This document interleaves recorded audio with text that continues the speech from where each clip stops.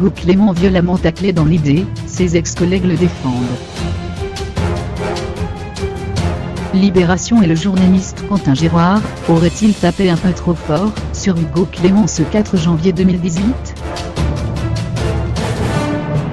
En effet, dans la dernière parution en date du journal, l'ex-journaliste de quotidien, TMC, ayant rejoint Combini après quelques faux pas sur ses réseaux sociaux, a pu lire un portrait très à charge contre lui.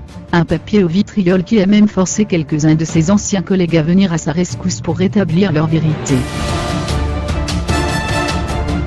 Par exemple, Hugo Clément, 28 ans, n'aurait jamais été surnommé Hugo Clément par les équipes de quotidien, comme il est mentionné noir sur blanc dans l'article.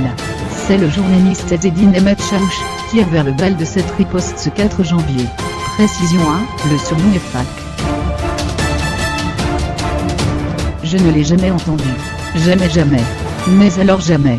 Suis-je sourd ? 2. Je n'ai jamais répondu aux journalistes, car les questions reçues par mail étaient très orientées. Pas envie de participer à un portrait à charge, a-t-il publié avant d'être rejoint par Étienne Carbonnier. Je confirme, je n'ai jamais entendu ce surnom moi non plus. Même Panayotis Pasco, l'ex-humoriste et chroniqueur de quotidien, a tenu à réagir, pareil. Je n'ai jamais lu un portrait aussi violemment orienté, surtout dans l'IB. Hugo Clément, ce jeu de mots est nulard. Ça m'étonnerait pas qu'ils aient inventé ça, ils kiffent les jeux de mots. Enfin, Vincent de Dienne a lui aussi pris la parole à sa manière en dédiant un clip à son ancien collègue, celui de Loving You de Miniri Perton. Pour rappel, c'est par ces mots que le portrait d'Hugo Clément débute. À un moment, on s'est demandé si Hugo Clément n'avait pas tué quelqu'un.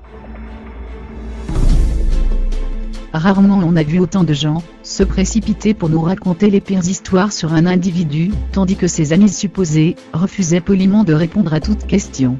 Le ton est donné. Retrouvez le portrait d'Hugo Clément dans Libération, aujourd'hui en kiosque.